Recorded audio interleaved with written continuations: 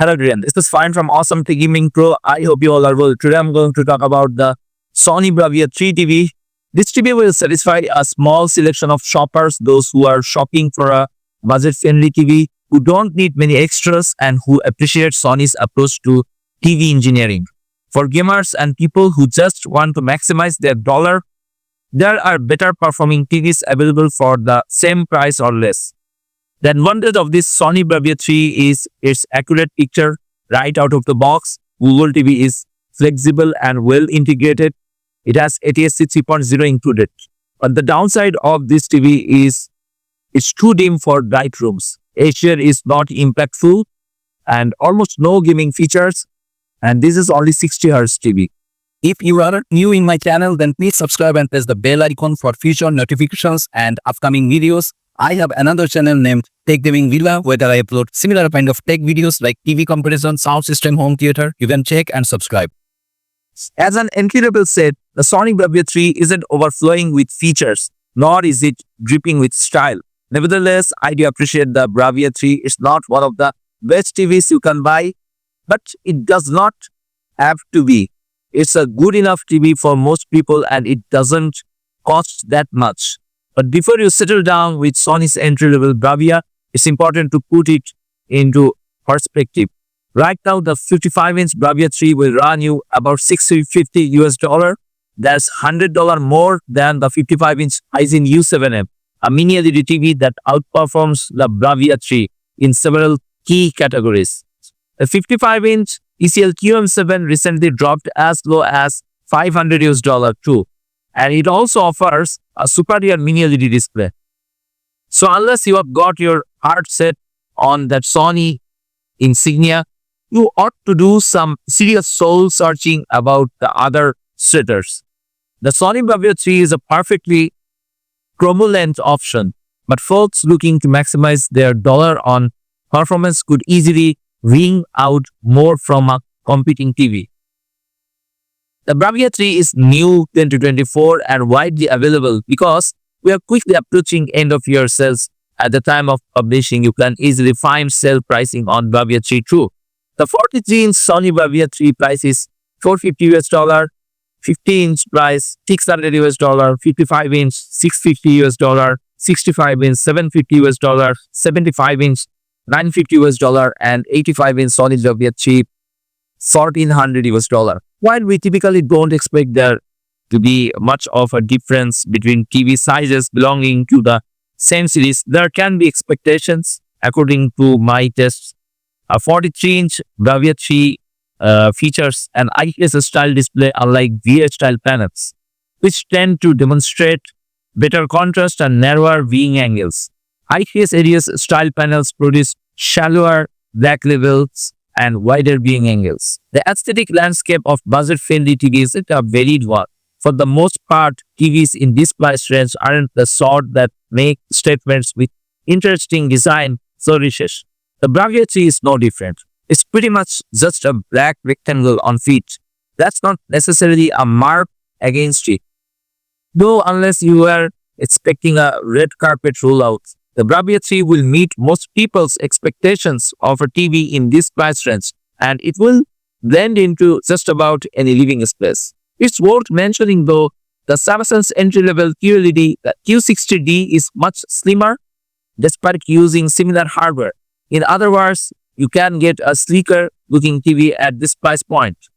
The only other noteworthy aspect of the Bravia 3's design is the positioning of its feet. The parallel rests drop two wide set, boomerang-shaped feet, and unlike the Bravia 7, 8, and 9, which offer multiple ways to position their feet, the Bravia 3 only offers a single configuration.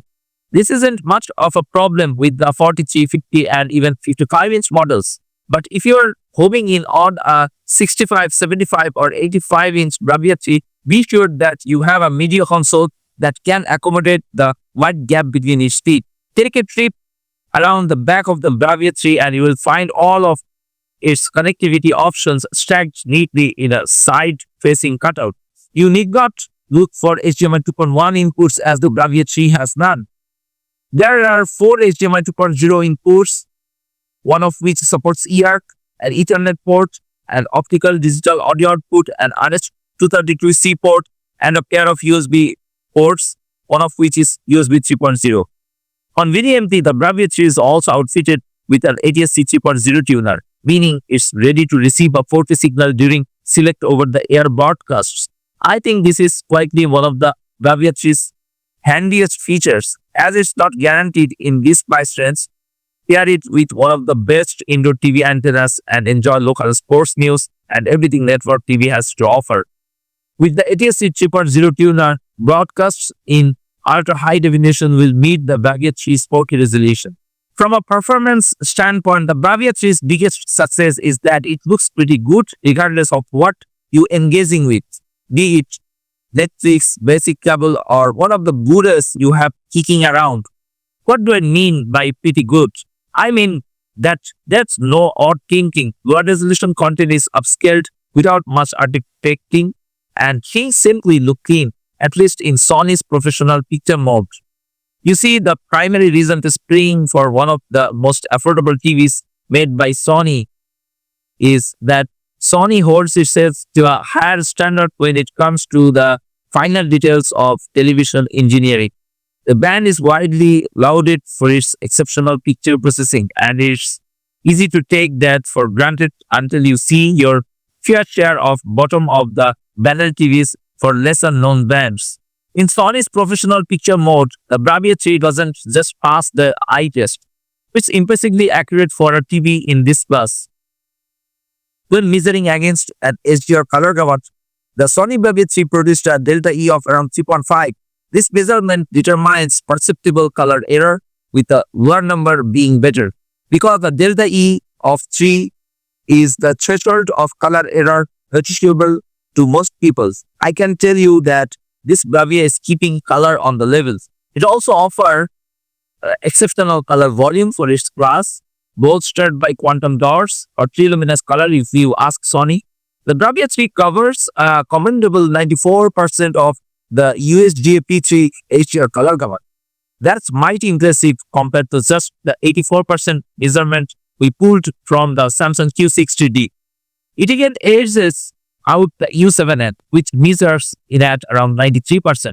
I did my fair share of watching Full HD and even 720p content on the Bravia 3, and I came away impressed with the TV's ability to limit the weird, blocky artifacts you often see on a 4K TV trying to upscale something to its native resolution. These are the sort of details that Sony pays attention to, and for a TV whose primary use case will likely be casual viewing, this attention to detail goes a long way. It's not all good news. Unfortunately, the Bravia 3's Achilles heel is its overall dimness, especially when compared to similarly priced TVs. According to this test, it never gets much brighter than about 450 nits even in HDR. Switching out of my preferred picture mode, which is professional mode, into a one that I thought might be brighter, like a standard, didn't do much to liven up the picture. In fact, there is not much of a difference, at least when it comes to a luminance between what the Bravia 3 outputs in HDR versus HDR. Less impactful HDR aside, it's rather glaring to have a window anything within line of the Bravia 3's display, and it's a downright bummer for the TV to be in a sun-soaked room. It just doesn't stand a chance. My efforts to watch relatively dark movies on the Bravia 3 during the day were quickly cut short when I realized how severely midday ambient light was obscuring the picture. That the Bravia 3 lacks any sort of local dimming on the edge to the TV's contrast-related woes. Imagine a brightly lit spacecraft moving through starfield in a science fiction movie. Without local dimming, the Bravia 3 can't display the bright spacecraft without also lifting the brightness of the void around it. The deep dark vastness of space appears gray and shallow.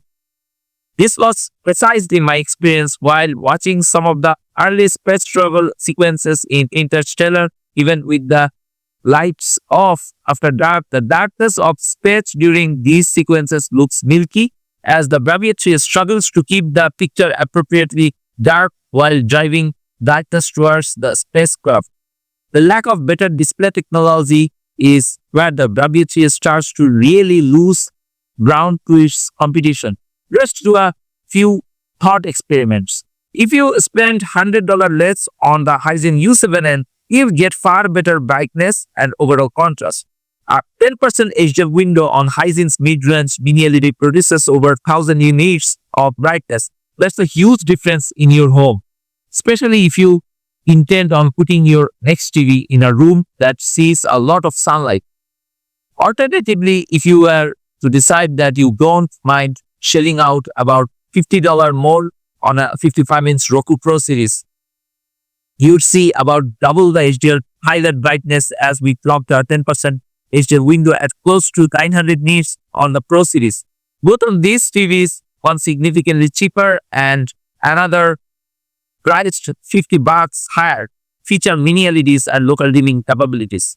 They're better equipped to showcase that hypothetical space sequence I outlined above, and they're better equipped for casual daytime viewing, which is shame because I don't think either the Hisense or the Roku TV are as successful when it comes to upscaling.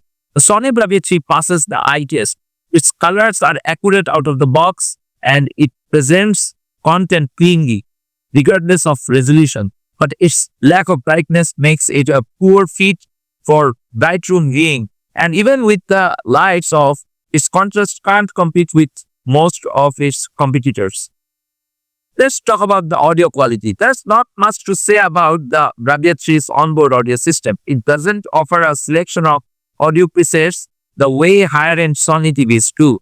But you can tweak the TV's audio with an equalizer and make minor adjustments to the latter of its sound.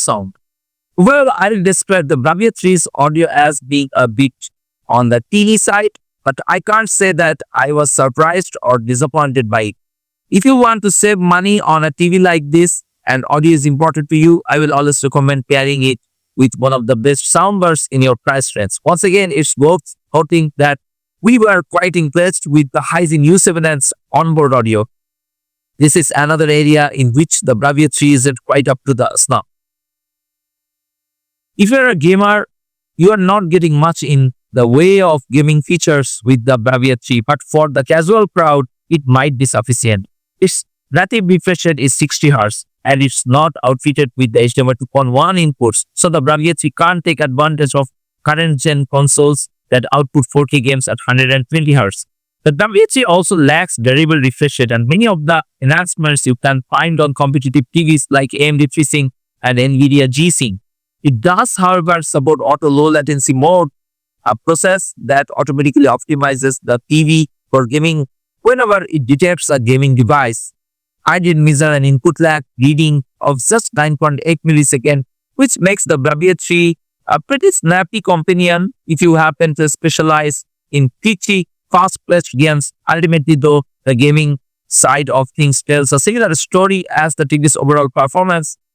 There are better TVs out of there or roughly the same price as or even less than the Bravia 3. I'm happy to report that the Bravia 3's Google TV implementation is one of its best qualities, if only because it fulfills an important role of providing all of the streaming options one might need in a very easy to navigate interface.